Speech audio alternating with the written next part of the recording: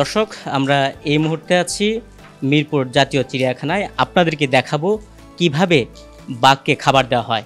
যারা বাঘকে খাবার দেন তারা কিভাবে তাদের সাথে খাবার দেন এবং তাদের সাথে মিশেন। আপনাদেরকে দেখিয়েছি কিছুক্ষণ আগে যে বাঘকে একজন যিনি খাবার দিচ্ছেন তিনি আদর করছেন। তাদের সাথে বলা চলে একদম বন্ধুদের মতো এই বাঘগুলোর চলাফেরা। আপনাদেরকে বিস্তারিত দেখাবো প্রতিবেদনে। বন্ধুত্ব সাধারণত হয় মানুষের সঙ্গে মানুষের, গৃহপালিত পশু পাখির সঙ্গেও গভীর সম্পর্ক গড়ে ওঠে মানুষের। তবে বাঘ বা সিংহের সঙ্গে কি মানুষের বন্ধুত্ব হয়? ভাবতে অবাক লাগলেও এই হিংস্র প্রাণীগুলোর সাথে গভীর বন্ধুত্ব গড়ে উঠেছে চিড়িয়াখানার কর্মীদের, যারা খাঁচায় খাঁচায় প্রাণীদের খাবার পৌঁছে দেন। সেই মানুষগুলোর সঙ্গে বাঘ সিংহের সম্পর্ক যেন গভীর মমতার।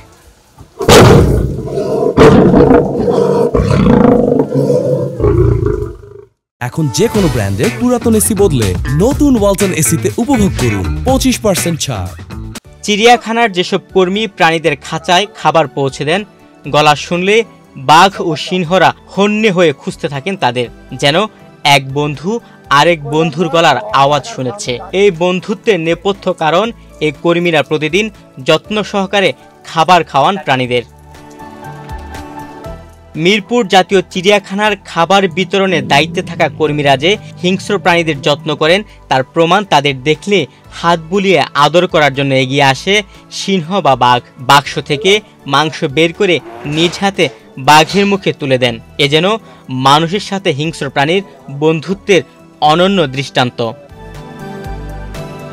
রোদ, বৃষ্টি কিংবা ঝড়, প্রকৃতি যতই প্রতিকূল হোক, ঘড়ির কাঁটা সকাল 10টা পেরোলে বন্ধুদের অপেক্ষায় থাকে সব বাঘ সিংহ। কখন তারা খাবার নিয়ে আসবেন খাঁচায়, পরম মমতায় মুখের সামনে খাবার তুলে দিবেন। প্রাণীদের প্রত্যাশার মতোই চিড়িয়াখানার কর্মীরা সময় মতো খাঁচার সামনে খাবার নিয়ে হাজির হন। তাদের কণ্ঠ শুনলেই হিংস্রতা বলে ভালোবাসার টানে ছুটে আসে বাঘ বা সিংহ। এ যেন মানুষের সাথে বন্যপ্রাণীর গভীর বন্ধুত্ব। তুহিন ভুইয়া, বাংলাদেশ প্রতিদিন।